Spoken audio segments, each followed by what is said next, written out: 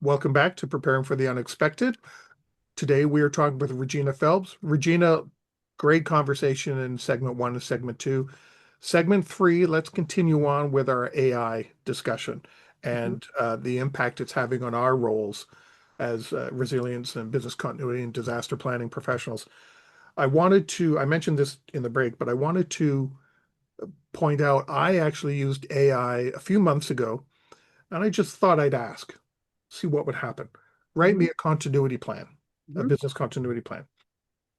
It spat out, I think it was about 10 pages worth of stuff, but all it did is quote Disaster Recovery Institute International, Disaster Recovery Institute Canada, and the Business Continuity Institute professional practices and good practice guidelines. Mhm. And as I went through it and read and went, this Hmm. wouldn't help anybody. This is just this is a big long-winded definition of business continuity. It's not an actual plan.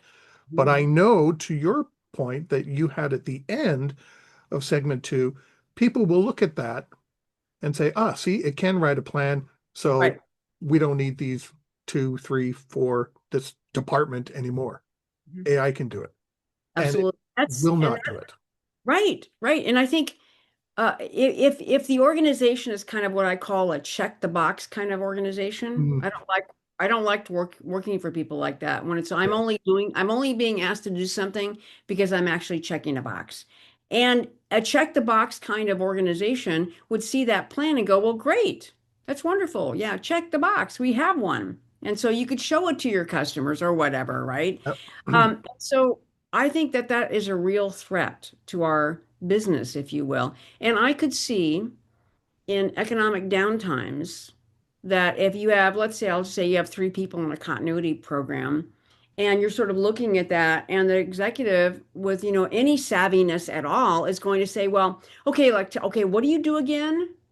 Okay, oh, you write plans, and when do you use those plans? Oh, when the bad thing happens. Well, when was the last time the bad thing happened? Never. Oh, okay, great. So, couldn't you have an AI bot write a plan? And why don't you write one with one and then show it to me? I could bet that happening without any hesitation in my mind. I bet And it has. I'm sure it has. Yeah.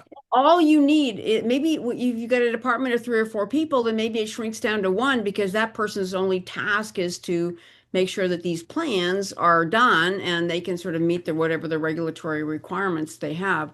Which goes back to, I would also say, sort of dovetailing to this is what I think is important is the quality of the plans. And let me just give you an example. I'm working on a cyber exercise for one of my big clients right now. And the thing that they really want to get out of this is actually really good plans. And I'll have to tell you, most plans I look at, frankly, are awful. They're not giving you much guidance about anything, right? And and so we literally are, I want them to create what I call the break glass plan, where there is literally, you tell me what the critical functions are, and I want to open up that plan and see that you've actually addressed how you would actually do them if you have no technology. So in a cyber attack, you have nothing. Okay, still do the, okay, Alex, your job is to write a process about how we're still going to be able to do this manually. And you may say you can't do it manually, but I'll tell you what, if you have a big cyber attack, your boss is, you're still going to do it manually. You're going to Yeah. figure it out then, right? Find a way. Right. So I want what I call the break the glass plan. Literally, what can you do if you have nothing? The second is, how do you deal with data loss? Which is a big deal if you're a financial organization. And then number three, which is, how do you validate that the information that was given back to you is actually even right? Yeah. Now, if you had that in a plan, you couldn't do that on AI. If you had a plan that really helped you when it got really bad, that's not on artificial intelligence. That's in Mhm. people's brains. Yeah. And what I think every plan should have are those three things. And it should have a headline that says break glass. Okay, great. Right? Yeah. That's a Agreed. plan. Yeah. That's a I think some of these plans that get created in general look at the absolute worst. So when they get to the end of the year, well, how many big events did we have? Well, none. plan.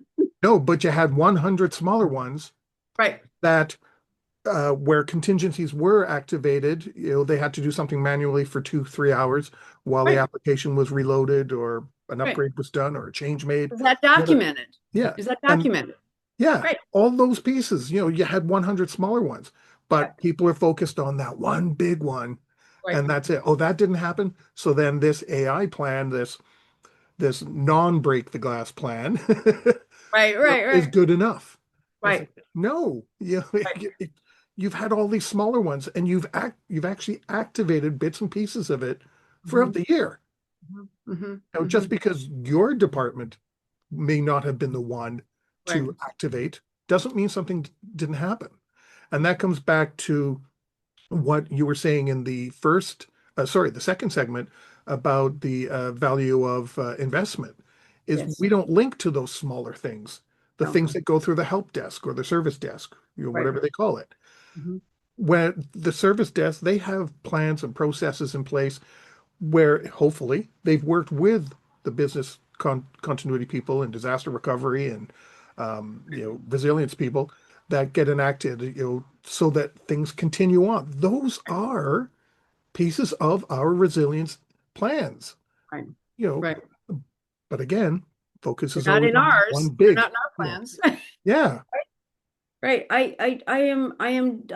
been troubled about this for a very long time because I occasionally, I don't normally look at business continuity plans as part of our process when we're designing exercises or a crisis management team, but occasionally I will look at them and I'm often really appalled at the lack of guidance, and there's no SOPs at the back and whatever might be there is actually pretty brief and it's also not terribly helpful or actionable. mhm, And I think one of the things that our colleagues could do that would really help ensure their livelihood would be to really take this seriously about what a really good plan is all about. And then exercising those to really see if it works. And then really like taking the plan and actually pulling it out and then going, oh yeah, we have that, but we don't have this. I mean, so it's actually something that helps you. yeah. I don't know how many, I mean, I've done I don't know, 3,800 exercises or something in my career now. And I never see anybody pull out anything ever, ever. Like I understand when you're building a plan, you have your first generation. It's not going to have Right. everything. It's like a house. You've built the basement. Now keep building, get to the Right. first floor, you know, get all the plumbing and the wiring and et cetera, et cetera. You keep building it to make it better. Mhm. And unfortunately, some people just do the ground floor and say that's enough. Right. I had a previous client who you mentioned SOPs, documented all the SOPs, had a great IT disaster recovery plan, and I thought it was well structured, actually. I went, hey, it actually helped me understand Mhm. how technology really works. And I thought, wow, this is really good. Got to the end of the year, all the SOPs were done. It turned out it was a tick box exercise at the end, and that's Oh, it. And I've already got an email from a colleague that still works there from a year ago saying, yeah, after you left, they did the tick box and it all died. They just left it on the shelf. And I just, like, oh, what? You had an opportunity there. right, right. That idea of ticking the box is just such a sad metaphor, and really, which also I want to sort of tie one more thing into all of this, which I think is really important that would help us, is having a really good governance program. You and I have talked a lot about this, but I just want to raise it again, of which you've got a group of professionals who ideally are senior enough in the organization who they are actually looking at all of these plans, exercise results and actually have the combination of both a hammer and a stick. So they're high enough within the organization that if the plans don't look adequate, if they really aren't break glass plans, then what happens is that somebody can go, well, how is this going to, bring somebody in? How is this going to really help somebody recover this department? I don't see any specific guidance, right? Yeah. So if there's no solid governance, if there's no good executive sponsor, if there's no good senior enough people looking at your exercise reports, your overall continuity programs and plans, periodically kind of dipsticking and looking at different things, then what that means is we don't have enough senior support to really get what we need in order to make those plans really functional. And therefore, the vast majority of them, as we said, are not very good. And they don't tie resilience plans of any sort to anybody's uh, bonus structure or Right, responsibility. They'll right. assign it to, let's say me, Alex, the lowest on the totem pole. Well, Hmm. that's the only place it appears. Hmm. So how is anyone way up in the CIO, CEO, president, whatever level ever going to know about this plan down here? Right, By right. the time I try to push it up, it'll be so watered down, it'll be a drop by it gets up there. So they Mhm. don't care. Right, It means right, nothing to them. right, right.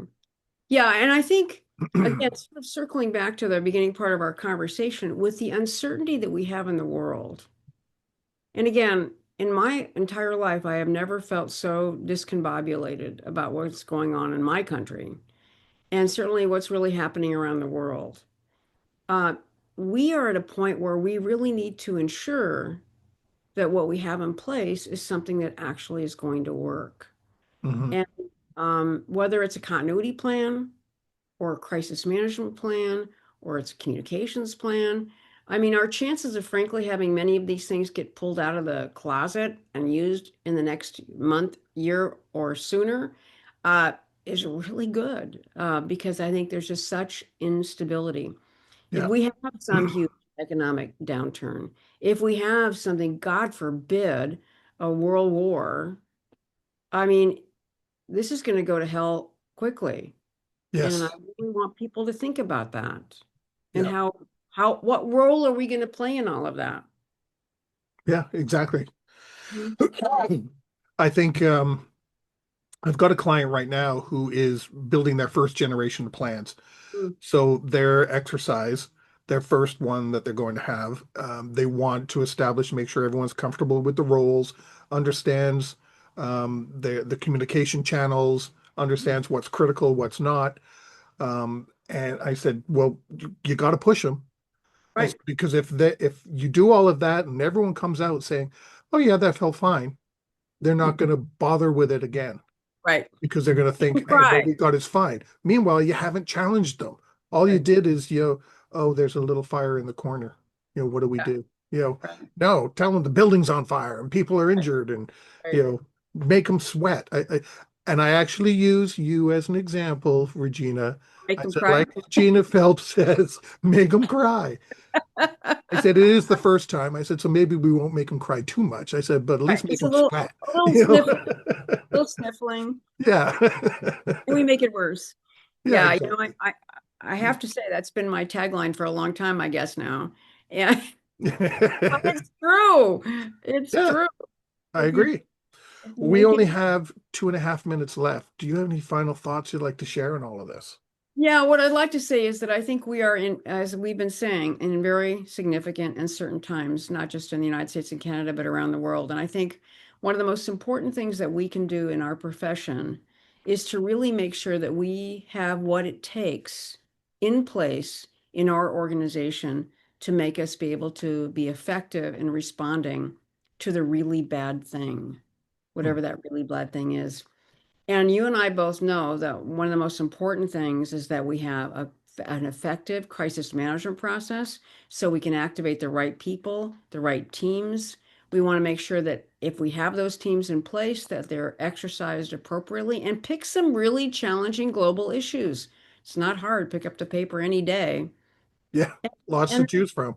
yeah, there's so many to choose from. And then I think the other thing is that when you look at all of this, and as we've talked about already today, your plans are really important. So if you don't have all the time and energy to make sure that every one of them is a break the glass kind of plan, then you better know what the top, I don't know however many that is for you, 3 or 4 or Yeah. 5 plans, that they are really solid. And that means I would Mm. really encourage you to really go back to what I've been begging my clients to do. I want to break the glass plan. And what I want to see there is I want to really clearly see what literally would you do if you had nothing. Yeah. And then I want you to make sure that you have documented what you would do because they're going to make it up and you better be actually having that documented and practiced in advance. I want you to make sure that you also include what do you do to validate the data that was given back to you by your technology department if indeed you had an interruption. And then I want you to also talk about what you're going to do with data loss. If you had those 3 things in your plans, Yeah. you could be ready for these incredibly uncertain times that we find ourselves in today. Well, you could just do with what a client told me the other day, and they said, "Oh, technology will take care of all the data." And I said, "Do they have access to it now?" And they said, "No." And I said, "So how would they be able to do what you expect them to do?"